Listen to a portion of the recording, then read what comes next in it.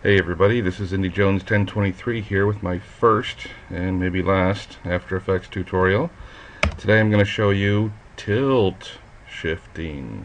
Get it? The tilt and the shift. Anyway, there's been a lot of tutorials I saw on how to do this with Photoshop for pictures and how to do it with video, which is what we're going to cover today. And I thought they were all a little overly complicated, so I sort of boiled it down and into what I think looks pretty decent. First thing you're going to want to do is take your footage and put it into a new comp.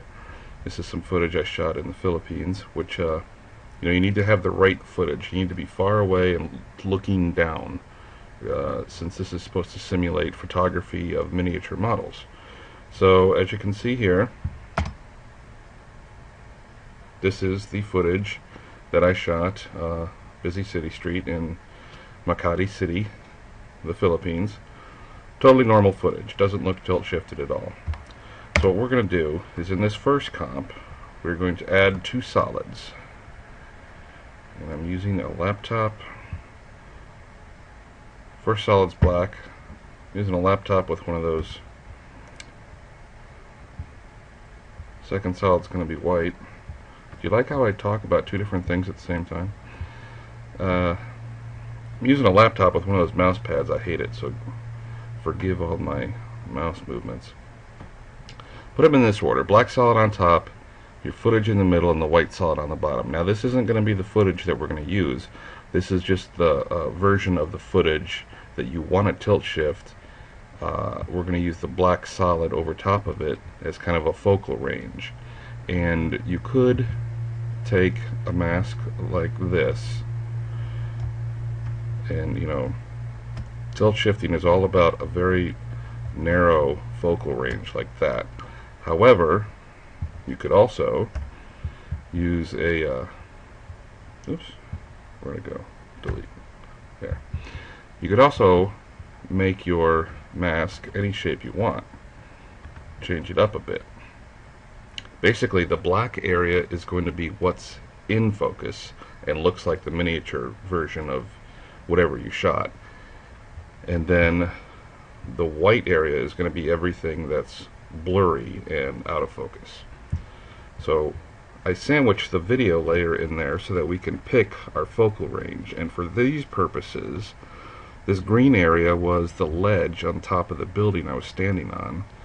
So that wouldn't be in focus. So that's why I'm using a freeform mask. To kind of get rid of, we don't want to see this area in focus. Everything down on the street in the black area is what should be in focus. So probably, we can pick that zone, maybe that part of the building too. Actually, I think it would come over to about here.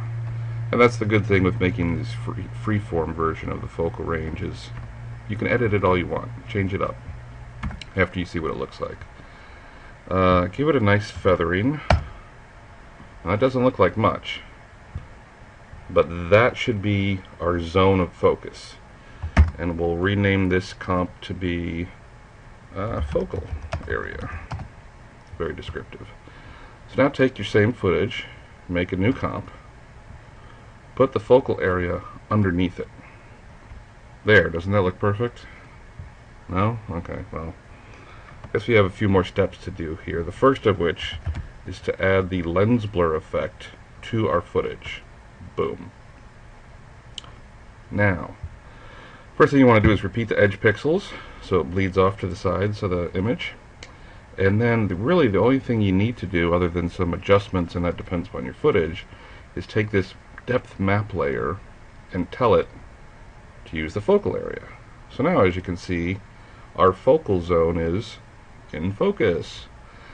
Everything around it is a little too blurry though, so if we change the iris radius here, maybe that's not enough. I don't know. You can futz with this depending upon the footage that you shot to get the right feel. Some more things you can do to give it that hyper-realistic miniature little feel is to pump up the hue and saturation. and again, depending upon what you shot, you'll have to change these values. I'm just throwing some in there for the purposes of this tutorial. And you might want to amp up a little bit of the sharpen here. So let's see what that looks like. So that looks pretty good. Of course, the final trick is to change the frame rate of the comp. I think for this footage 4 frames per second looks pretty good, and you tell me. So there it is. We've got a miniature world of tiny people and little cars on the street.